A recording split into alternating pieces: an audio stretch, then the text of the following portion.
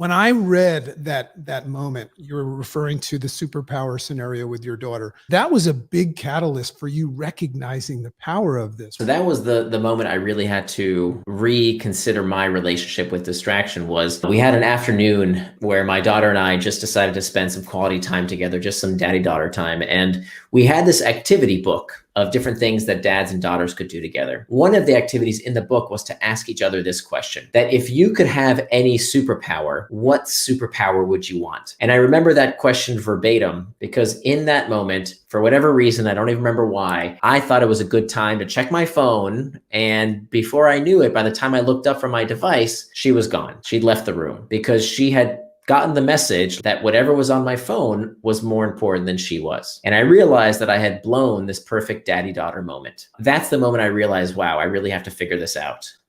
Because if I'm honest with you, it didn't just happen with her. It would happen when I said I was definitely going to work out today. I was going to go to the gym and I didn't. Or I'm going to eat better, right? I'm going to eat more healthfully and I wouldn't. It would happen when I would sit down at my desk at work and I would say, I'm definitely going to work on that big project right now. And then 30, 45 minutes later, I was still checking email or doing whatever, not working on that big project I said I would. So that's when I decided that if I could have any superpower, I would want the power to be inDISTRACTable. Because let's face it, this is the macro skill of the century, right? There are so many great books out there, right? You mentioned Jim Quick. He has fantastic work, whether it's, there's so much knowledge out there.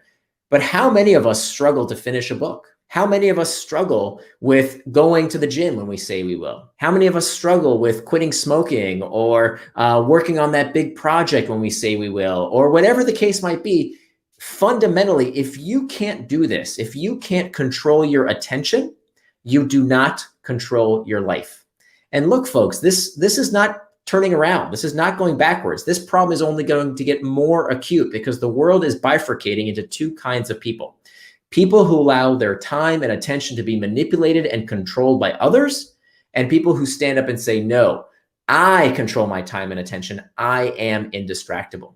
And so that's why I embarked on this 5-year journey to really figure out what is distraction and what can we do about it? Because if it's fundamentally what's preventing us from living out our goals and becoming the kind of people we want to be, this is the most important skill, right? Because there is no facet of your life, your physical health, your mental health, your relationships, your work output, all of these things fundamentally require you to be able to control your attention and your time.